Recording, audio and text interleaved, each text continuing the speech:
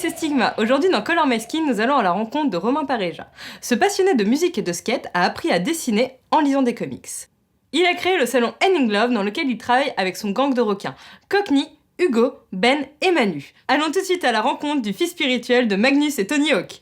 Hey Alex, ramène ta board.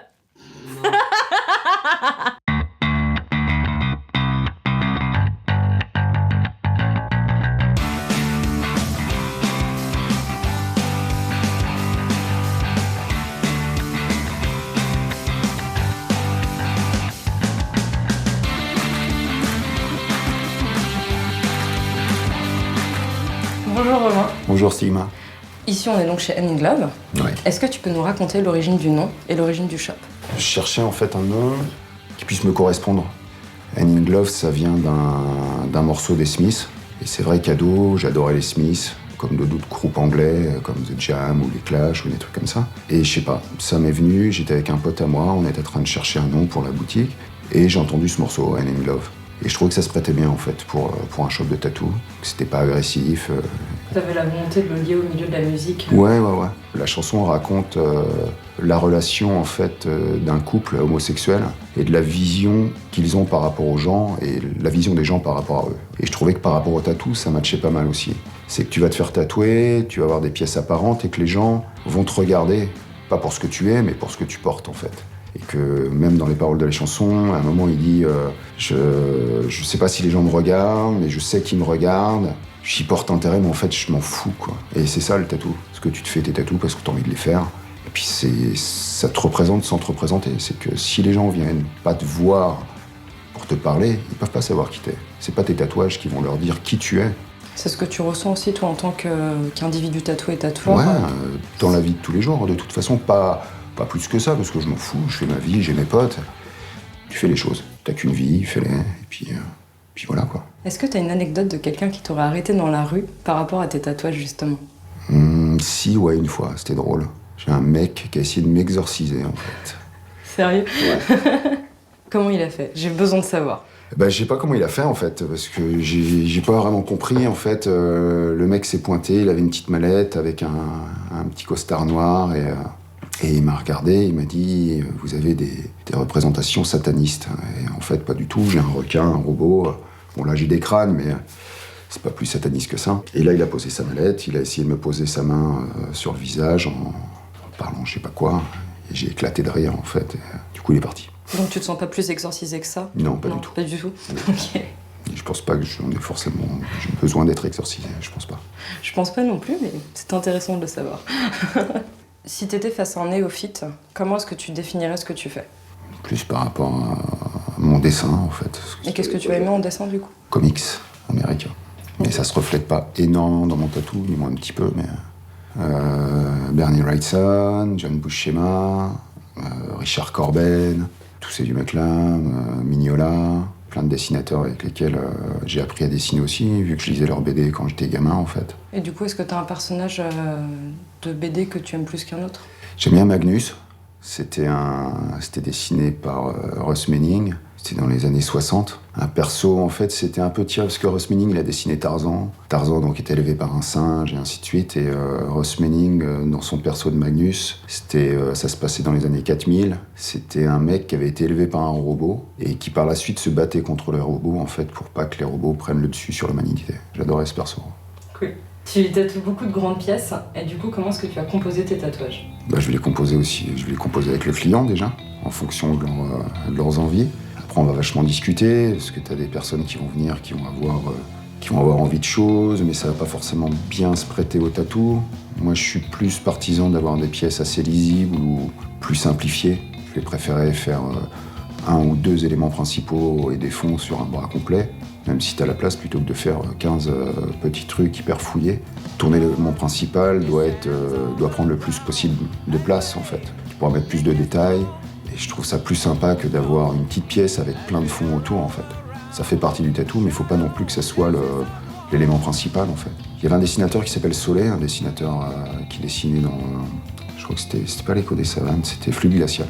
Et lui disait qu'en fait, ce qui fait ressortir ton dessin, c'est la lumière, puisque tu colories pas, ou le blanc que tu vas mettre. Et je pense que sur un tatou, ça reste aussi un des éléments principaux. Si tu commences à mettre de l'ombrage dans tous les sens, sans laisser des zones de clair, t'as moins le problème avec la couleur, parce que la couleur, tu vas mettre un jaune, tu vas mettre un bleu à côté. Sur les couleurs, elles vont être bien dissociées, et donc tu vas avoir cette facilité de lecture. Sur une pièce en noir et gris, il faut réussir à garder une certaine lecture, donc jouer avec du noir, un gris et du blanc, et que visuellement tu puisses lire facilement toute ta pièce, que les éléments te sautent au visage. Donc je vais essayer de composer par rapport à ça. Un blanc qui sera couleur peau, un noir, un gris sombre et un gris clair, donc ça fait 4 valeurs. Et par rapport à ça, composer la pièce et se dire, si les fonds je les fais noirs, la pièce je la ferai plus claire. Ou inversement, si ma pièce est noire, les fonds seront clairs et je laisserai du blanc à certains endroits. Je pense que les gens ont un peu une fausse idée aussi de la visibilité. C'est qu'il y a des personnes qui vont vouloir se faire un petit tatou. En aucun cas, je vais les forcer à faire quoi que ce soit. Ils veulent pas sur le bras, ils vont dire non, ça... Ou ils vont pas penser à faire une plus grosse pièce sur l'épaule, et ils vont penser à se faire un petit tatou sur le poignet.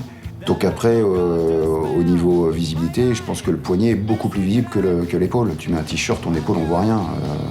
Un petit tatou sur le poignet, tu le verras plus facilement. Je peux les conseiller quand ils savent vraiment pas. Donc on va dire pourquoi pas les côtes ou l'intérieur de bras. Ça, c'est des zones qui sont vraiment cachées.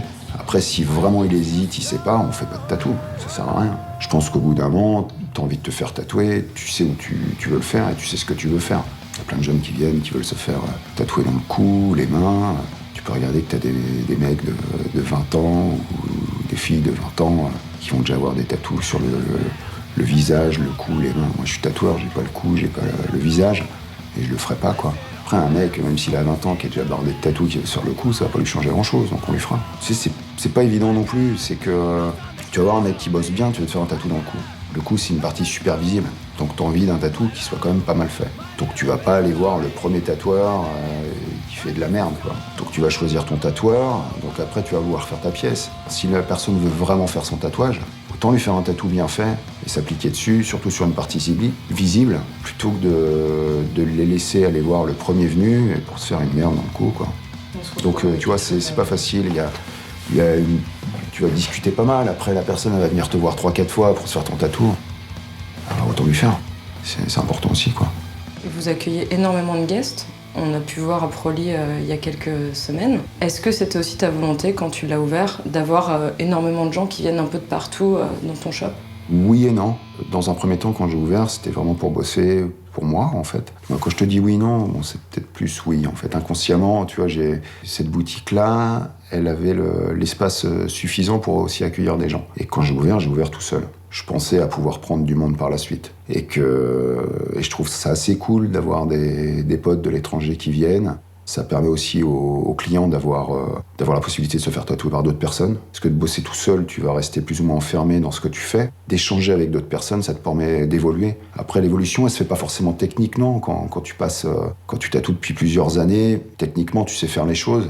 Mais après, c'est plus graphiquement, le positionnement, au niveau du dessin, plein de choses qui apportent d'autres tatoueurs. Tu t'enrichis de tes rencontres. Bien sûr, complètement. Ça t'apprend toute ta vie, en fait. Comment tu choisis les gens avec qui tu travailles, les gens qui vont venir en guest ? Affectif. Et au niveau de leur travail aussi, parce que voilà, faut que les mecs bossent bien et tout, mais il y a un côté affectif aussi. J'ai pas envie de bosser avec des connards, et il faut qu'humainement ça le fasse, en fait. C'est aussi des personnes qui viennent parce que je les connaissais avant, des amis, des personnes qui travaillent ici, qui vont venir.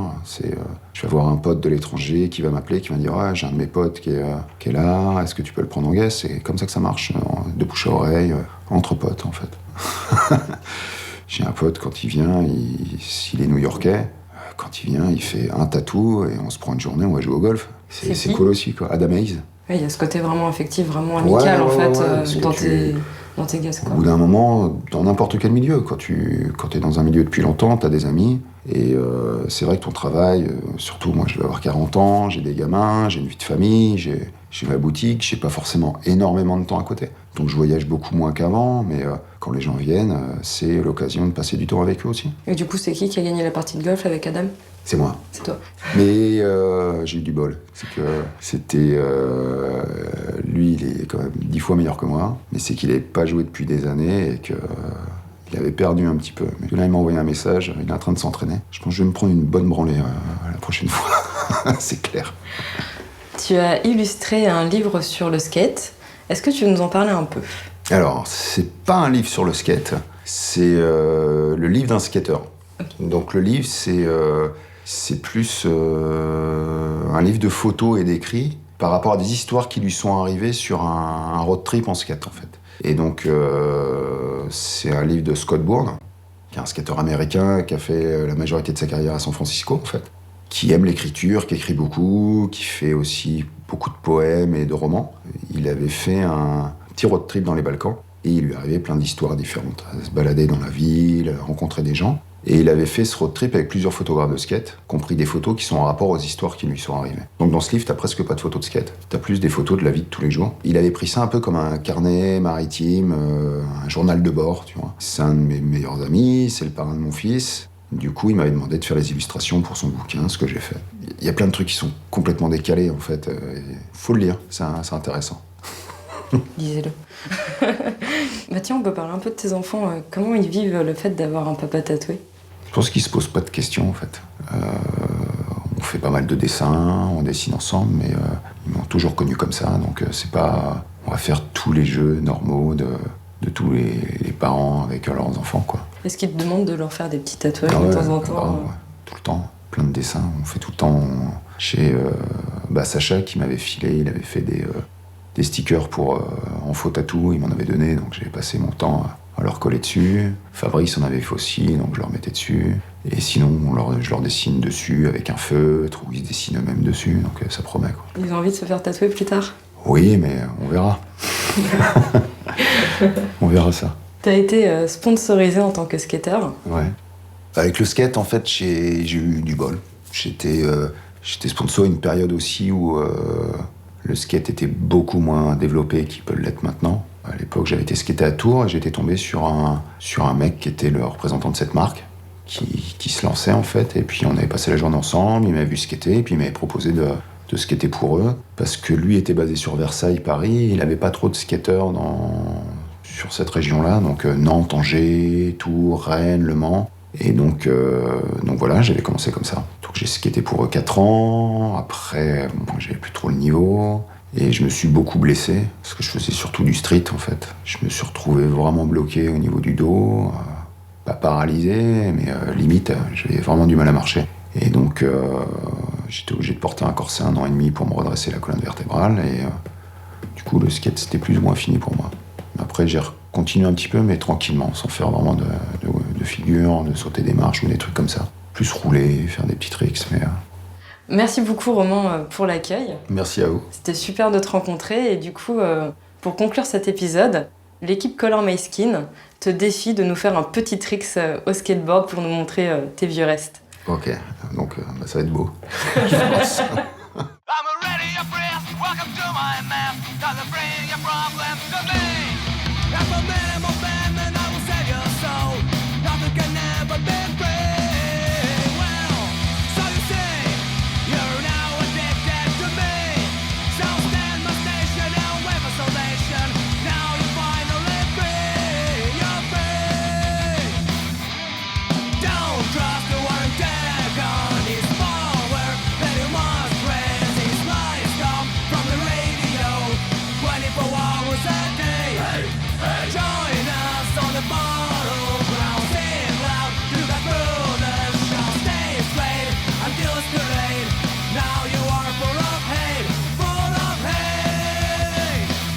Et voilà, c'est déjà fini. J'espère que ça vous a plu. Ici, vous pourrez retrouver nos précédentes vidéos. N'hésitez pas à vous abonner, c'est grâce à vous qu'on peut avancer.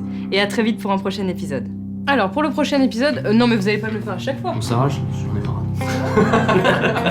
Ça va être grave, hein.